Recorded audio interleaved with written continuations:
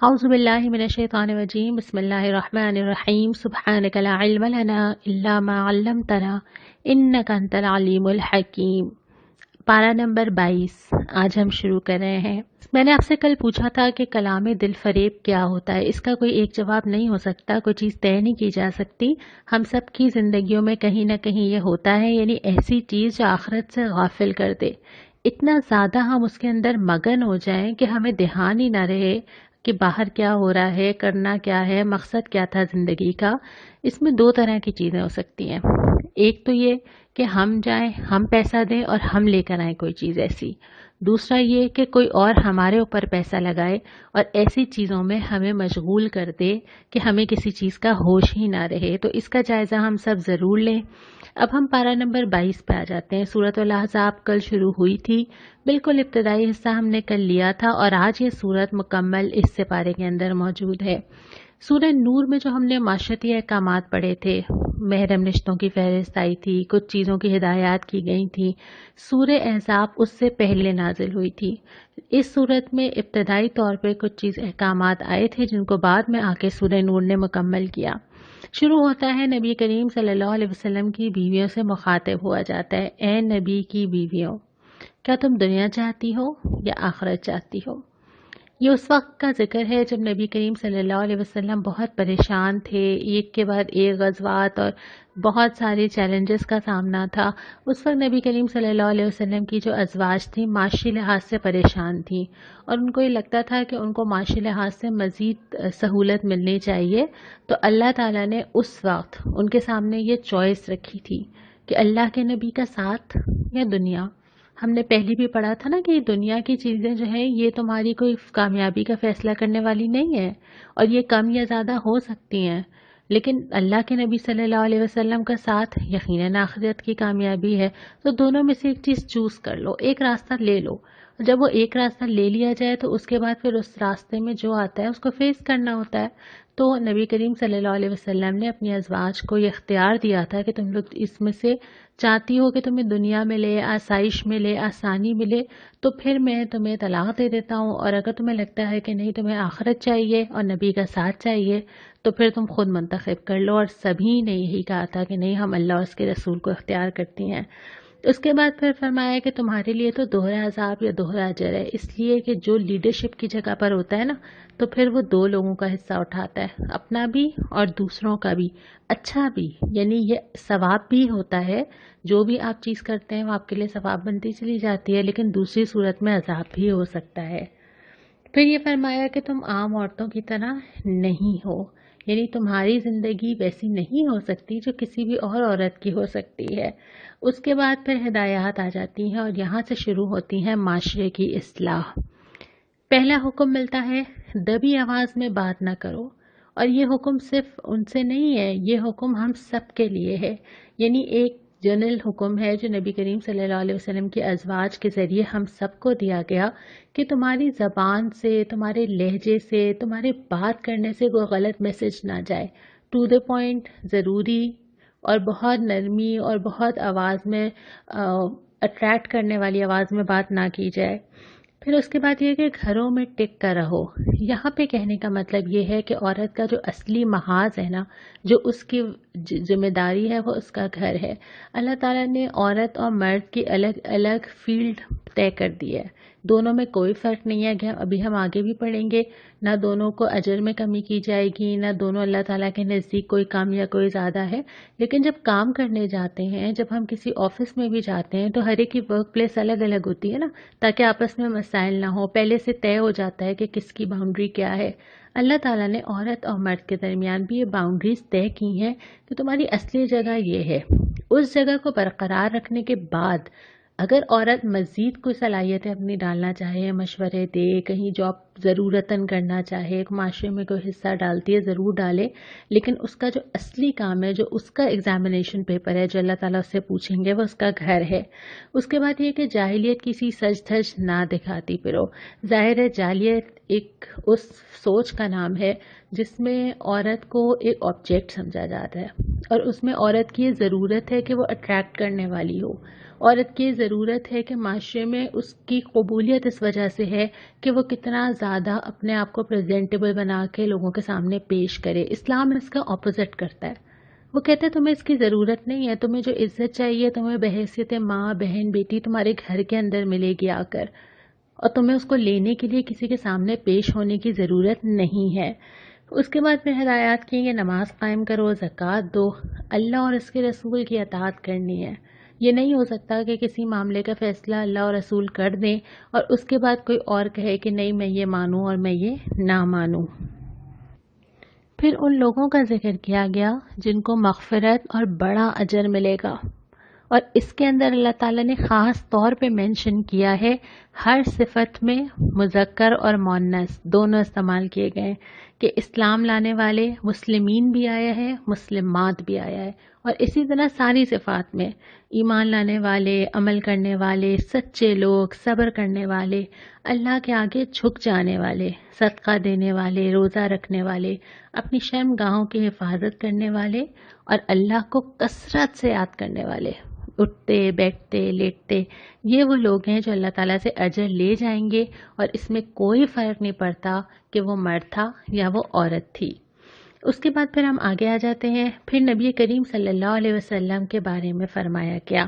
پہلے تو نبی کریم صلی اللہ علیہ وسلم کو اجازت دی گئی، بلکہ تلقین کی گئی، ہدایت کی گئی کہ آپ حضرت زینب سے نکاح کریں، کیونکہ حضرت زید جن کو نبی کریم صلی اللہ علیہ وسلم نے منہ بولا بیٹا بنایا ہوا تھا، اور وہ حضرت زینب کو طلاق دینا چاہتے تھے، تو اس سے اس رسم کو بھی توڑنا مقصود تھا جو ہم نے کل پڑھی تھی کہ کوئی بھی منہ بولا بیٹا اسلام میں نہیں ہوتا، یعنی خونی رشتے جو اللہ نے بنائے ہیں وہی ہوتے ہیں۔ پھر فرمایا کہ اللہ کے رسول خاتم النبیین ہے، اب کوئی نبی نہیں آئے گا، یہ قرآن نے اعلان کر دیا ہے۔ اس کے بعد گواہی دینے والے ہیں، اب دنیا میں تو دیں گے ہی گواہی، آخرت میں بھی گواہی دینے والے ہیں کہ پیغام پہنچا دیا، بشارت دینے والے ہیں ہم سب کو، ڈرانے والے ہیں، اللہ کی طرف بلانے والے ہیں، روشن چراغ ہیں، اور آپ کے لیے بیویاں حلال کر دی گئیں کہ آپ مزید نکاح کر سکتے ہیں۔ اس میں ایک لفظ آیا ہے روشن چراغ، ذرا اپنے تصور میں لائیے، ایک چمکتا ہوا چراغ، روشنی، لفظ یہاں پہ استعمال ہوا ہے سراجم منیرا، اور یہی میرا آج آپ سے سوال ہے کہ نبی کریم صلی اللہ علیہ وسلم کے روشن چراغ ہونے سے کیا مراد ہے، کیا سمجھ آتا ہے اس سے؟ اس کے بعد ہم آگے چلتے ہیں، پھر اور ہدایات آ جاتی ہیں، اور وہ ہدایات یہ ہیں کہ دیکھو نبی صلی اللہ علیہ وسلم کے گھر بلا اجازت نہ جایا کرو، کیونکہ آپ کو اس سے پریشانی ہوتی ہے۔ یہ بھی ہوتا ہے کہ لوگ کھانے کے وقت آتے ہیں اور پھر انتظار کرتے ہیں، اور آپ صلی اللہ علیہ وسلم کے لیے اتنی مشکل زندگی میں یہ مزید مشکل کا سبب بنتا ہے۔ پھر ہم نے جو سورہ نور میں پڑھا کہ اس کا نیکسٹ سٹیپ یہ تھا کہ آپس میں بھی ایک دوسرے کے گھر جاؤ تو اجازت لے کے جاؤ، واپس جانا پڑے تو واپس چلے جاؤ، یعنی یہ جو باؤنڈریز اور حدود ہیں وہ یہاں سے طے ہونا شروع ہوئی تھیں۔ پھر اس کے بعد فرمایا کہ کچھ مانگنا ہو تو پردے کے پیچھے سے مانگو، یعنی وہ پردے کے احکامات جو اب شروع ہو رہے ہیں اس کا لحاظ رکھنے کا حکم دیا جا رہا ہے، اور پھر وہی بات آئی کہ نبی صلی اللہ علیہ وسلم کو تکلیف نہ دو۔ اس کے بعد آپ صلی اللہ علیہ وسلم کی جو بیویاں تھیں، پہلے یہ گزرا تھا کہ ان کو امہات المومنین قرار دیا گیا تھا، اور یہاں پہ اعلان کر دیا گیا کہ وہ سب کی مائیں ہیں، اب ان سے کسی مسلمان کا نکاح نہیں ہو سکتا۔ اس کے بعد پھر قریبی محرم لوگوں کی فہرست آئی ہے۔ یہ محرم رشتے وہ ہیں جن سے روز کا ملنا ہوتا ہے، جن سے عزت اور رسپیکٹ کا تعلق ہوتا ہے، وہ گھروں میں آئیں بیٹھیں، کوئی مضائقہ اس کے اندر نہیں ہے۔ پھر فرمایا کہ نبی صلی اللہ علیہ وسلم پر اللہ اور اس کے فرشتے درود بھیجتے ہیں، تم بھی اللہ کے نبی صلی اللہ علیہ وسلم پر درود بھیجا کرو۔ ہم نے پہلے یہ پڑھا تھا نا کہ نبی کریم صلی اللہ علیہ وسلم کے ساتھ کیسا تعلق ہونا چاہیے، اور آپ نے اس کے جوابات لکھے تھے، اس میں ایک اضافہ اور کر لیجئے کہ اللہ کے نبی کے جہاں پہ بھی ہم نام سنیں کوشش کریں کہ ہم ضرور درود پڑھیں۔ اس کے علاوہ یہ بھی بہت ساری بشارتیں ہیں کہ جب بندہ درود بھیجتا ہے تو اللہ اور اس کے فرشتے اس بندے کے اوپر درود بھیجتے ہیں، اور کون سا درود ہے نبی کریم صلی اللہ علیہ وسلم سے پوچھا بھی کیا تو آپ نے جو سکھائے تھے اس میں سب سے زیادہ جو مقدم ہے وہ درود ابراہیمی ہے جو ہم نماز میں پڑھتے ہیں۔ उसके बाद फिर फरमाया कि अपने चादरों के पल्लू लटका लिया करो। इसके बारे में पूछा गया सहाबा से भी कि इसका क्या मतलब है, तो उन्होंने दुपट्टा अपने सर पे डाल के इस तरह ढांपा कि एक आंख खुली रहे, यानी या दो आंखें खुली रहें और इससे नज़र आता रहे। इसका मकसद ये है कि तुम पहचानी जाओ, पता चले, ये जैसे हमने पहले शायर की बात की थी कि पता चले, पहचाना जाए, एक सिंबल नज़र आए। दूसरा ये कि तुम्हें माशरे की उन औरतों की तरह ना समझा जाए जो हमने पहले पढ़ा कि जाहिलियत की सज धज दिखाती हैं, इसलिए दिखाती हैं कि वो लोगों को अट्रैक्ट करें। तुम अपने आप को उनसे अलग रखो, ये इस्लाम का ड्रेस कोड है। और इसका जो मकसद बता दिया ना कि ताकि तुम अलग नज़र आओ, ताकि तुम्हारी ये पहचान बने, ताकि तुम्हें सताया ना जाए, ये मकसद पूरा होना बहुत ज़रूरी है। अगर बुर्का पहन के भी ये मकसद पूरा ना हो तो उसको भी देखने की ज़रूरत है।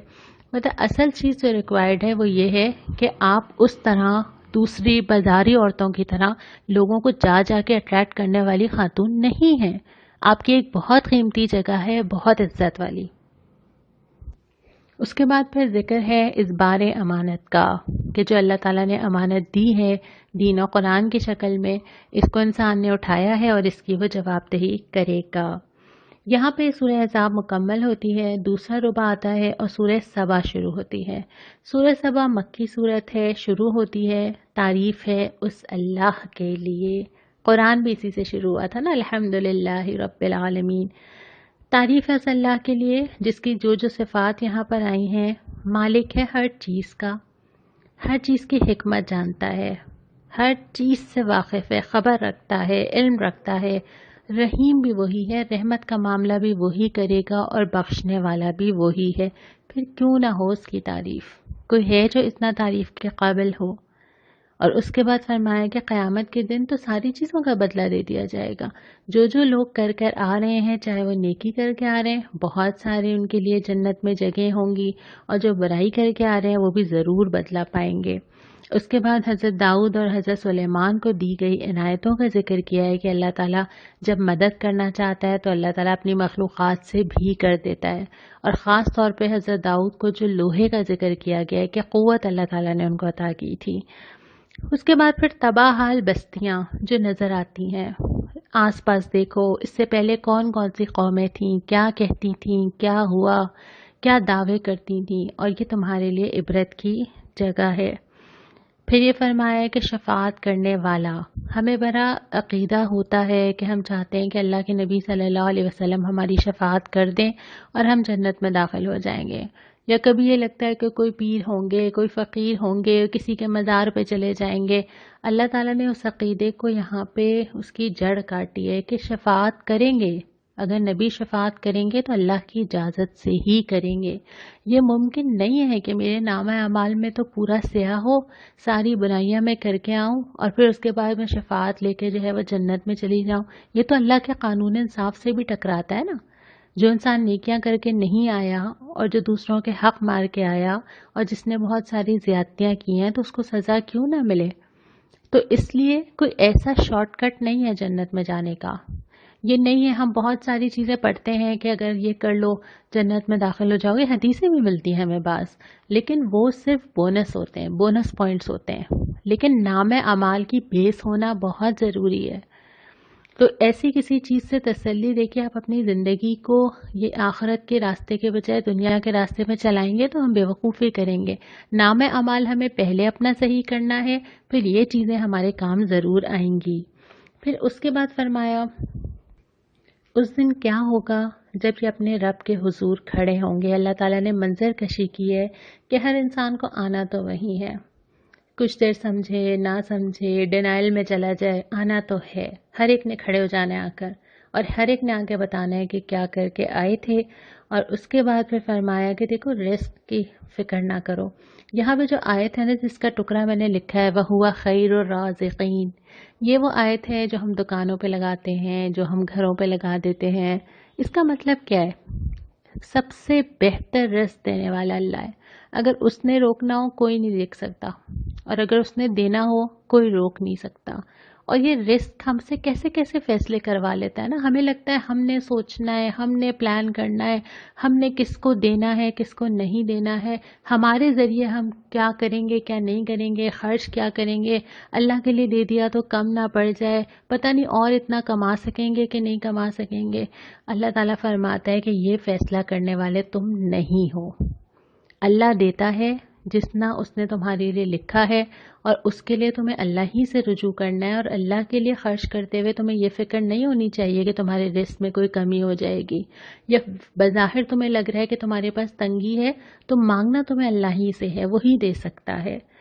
اور اس کے بعد پھر جھٹلانے والوں کے انجام کا ذکر کیا ہے کہ جو لوگ دنیا میں اللہ کو جھٹلاتے رہے آخر کار وہ اپنا انجام دیکھ کر رہیں گے. یہاں سے سورہ فاطر مکی صورت کا آغاز ہوتا ہے. ابتدا ہوتی ہے کہ رحمت تو اللہ ہی دے سکتا ہے، اور رحمت وہ چیز ہے جس کے ہم سب سے زیادہ محتاج ہیں. دنیا میں بھی ہیں کیونکہ دنیا میں ہمیں کوئی اپنی رحمت سے ڈھانپ نہیں سکتا کہ میری ساری پریشانیاں دور ہو جائیں، اور آخرت میں بھی ہوں گے جب ہمارا نامہ عمل اس قابل نہیں ہوگا کہ ہم جنت میں جا سکیں تو ہم اللہ کی طرف دیکھ رہے ہوں گے، تو اللہ ہی رحمت دے گا.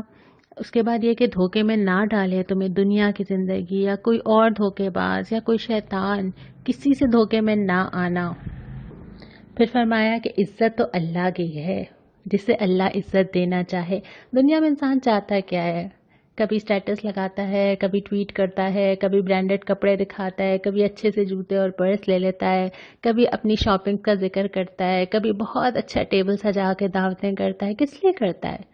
عزت بڑھانے کے لیے. معاشرے میں اپنی عزت کہاں سے آتی ہے؟ اللہ دلوں میں ڈالتا ہے. اللہ بعض لوگوں کی عزت دوسروں کے دلوں میں ایسے ڈال لیتا ہے کہ انسان حیران ہو جاتا ہے. اللہ اپنے فرشتوں کے ذریعے لوگوں کی عزت بڑھاتا ہے. تو لیکن عزت حاصل کرنے کے دو گر بھی یہاں پہ بتائے ہیں، اور وہ کیا ہے؟ پاکیزہ قول اور عمل صالح. صرف باتوں سے نہیں. پاکیزہ قول تو ہوگا کہ ہم نے اللہ کی مانی، اللہ کی اطاعت کی، ساتھ میں عمل صالح بھی ہوگا تو اللہ تعالیٰ تمہارا مقام معاشرے میں بڑھا دے گا. لوگ تمہیں عزت نہیں دے سکتے، اللہ دے سکتا ہے. اس کے بعد چوتھے ربع کے اوپر آ جاتے ہیں. سب سے پہلے آتا ہے کہ لوگوں تم سب اللہ کے سامنے محتاج ہو. جو لفظ استعمال ہوا ہے انتم الفقراء، تم سب فقیر ہو اللہ کے سامنے. تمہاری ضرورت ہے کہ تم اللہ سے گڑ گڑا کے مانگو، ایک ایک چیز مانگو. اور اس کے بعد فرمایا کہ یہ وہ تجارت جو تم نے اللہ تعالیٰ سے کی ہے نا. یاد آ گئی آپ کو سورۃ توبہ کہ اللہ سے جان و مال ہم نے بیچے ہوئے اللہ کے ہاتھ. تو یہ جو تجارت ہے اس میں کوئی نقصان تھوڑی ہے، اور دنیا کی تو ساری تجارتوں میں نقصان کا ڈر ہے. یہ وہ تجارت ہے جس میں کوئی نقصان نہیں ہے. پھر فرمایا کہ مسلمان جن کو ہم نے کتاب اللہ کا وارث بنایا ہے، آج میں اور آپ جن کے ہاتھ میں یہ کتاب ہے، اور وارث کیسے ہیں؟ کیونکہ نبی کریم صلی اللہ علیہ وسلم کے بعد یہ کتاب آپ کی وصیت ہے اور میرے ہاتھ میں ہے. اب اس کتاب کو زمین میں پھیلانا میرا اور آپ کا کام ہے. ان وارثوں میں 3 طرح کے لوگ ہیں، اسی آیت میں ذکر ہے. ایک تو وہ ہیں جو اپنے نفس پہ ظلم کرتے ہیں، گناہ کرتے ہیں، اپنے آپ کو جہنم کے لیے تیار کرتے ہیں. دوسرے وہ ہیں جو بیچ کے راستے پر ہیں، آگے چلتے ہیں، پیچھے ہٹ جاتے ہیں، پھر ٹھیک آتے ہیں، پھر توبہ کرتے ہیں، پھر غلطیاں کرتے ہیں. تیسرے وہ ہیں جو نیکیوں میں بڑھ چڑھ کے حصہ لیتے ہیں. اور تینوں کے بارے میں ملتا ہے. جو پہلی کیٹیگری ہے وہ بہت سارے لوگ ہوتے ہیں، اور حدیث بتاتی ہے کہ یہ وہ لوگ ہیں جن کو محشر میں روکا جائے گا، جن کے لیے سب سے سخت ہوگا کہ وہ اپنی آنکھوں کے سامنے دیکھ رہے ہیں لوگ جا رہے ہیں، فیصلے ہو رہے ہیں، جنت میں جا رہے ہیں. تصور کریں نا رزلٹ ڈے کیا ہوتا ہے اور کتنا مشکل ہوتا ہے وہ انتظار کہ میرا کیا ہوگا. اس کے بعد دوسری والی جو تعداد ہے جو بیچ کے راستے پر ہیں، وہ تھوڑے سے تعداد میں ان کی بنسبت کم ہوتے ہیں، اور وہ جو ہیں ان سے ہلکا محاسبہ ہوگا، لیکن ہوگا. ان کے لیے بھی آسان نہیں ہے. پوچھا تو ان سے بھی جائے گا، اور جس سے پوچھا جانے لگا اللہ جانے کیا ہوگا، ہمارا کیا کیا نکل آئے گا، کیا کیا کٹ جائے گا، کیا کیا بڑی بڑی نیکیاں ڈال دی جائیں گی کہ یہ تو اخلاص نیت ہی نہیں تھا، یہ تو لوگوں کے لیے کیا تھا، اس میں ریا تھا، اس میں دل نہیں تھا، پتہ نہیں کیا آئے گا ہاتھ میں. اور اس کے بعد وہ خوش نصیب ہوں گے جو بہت تھوڑے سے ہوتے ہیں ہر دور میں، آگے بڑھنے والے، زیادہ دینے والے، زیادہ کر دینے والے. وہ تو جنت میں کامیاب ہو گئے کیونکہ حساب ہی نہیں ہو رہا، بلا حساب جنت میں داخل ہو جائیں گے. اور اس کے بعد پھر کفار کی سزا اور تنبیہ کا تذکرہ آتا ہے کہ جو کچھ یہ کر رہے ہیں یہ اپنے آپ کو یہ نہ سمجھیں کہ کبھی ان کو پکڑا نہیں جائے گا، اور آخر ختم اس بات پہ ہوتا ہے کہ جب وقت پورا ہو جائے گا نا تو اللہ اپنے بندوں کو دیکھ لے گا۔ بڑا پیارا لگتا ہے یہ لفظ، اپنے بندوں۔ ہیں تو سارے ہی اللہ کے بندے نا، سرکش بھی ہیں، جبار بھی ہیں، فساد بھی پھیلا رہے ہیں، اللہ ہی کا انکار کر رہے ہیں، اپنی بادشاہت چلا رہے ہیں تو اللہ ہی کے، واپس بھی اللہ کے پاس ہی جائیں گے، کھڑے بھی اللہ کے سامنے ہی ہوں گے، توبہ بھی اسی سے کریں گے، وقت بھی اسی سے اور مانگیں گے، رحمت کی طرف بھی اس کے ہی دیکھیں گے۔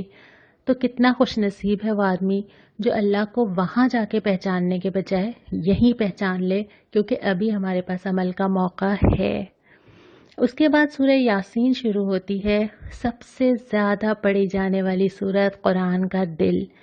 مکی صورت ہے لیکن کچھ آیات اس سپارے میں ہیں، لیکن باقی چونکہ اگلے سپارے میں ہیں تو ہم انشاءاللہ تعالی سورہ یاسین کا آغاز کل کریں گے۔ آج کے سپارے میں کوئی دعا نہیں آئی ہے، لیکن ہم اللہ تعالیٰ سے دعا مانگ لیتے ہیں کہ اللہ تعالیٰ ہمیں ان لوگوں میں شامل کر جو نیکی میں سبقت لے جانے والے ہیں، ہمیں ان لوگوں میں شامل کر جو جنت میں بلا حساب داخل ہوں گے، جن کو کہا جائے گا آؤ آج سلامتی ہے تمہارے لیے، نہ کوئی پریشانی، نہ کوئی غم، نہ کوئی تکلیف، نہ کوئی ناگوار بات۔ اللہ تعالیٰ ہم سب کو ان لوگوں میں شامل کرے۔ السلام علیکم ورحمۃ اللہ۔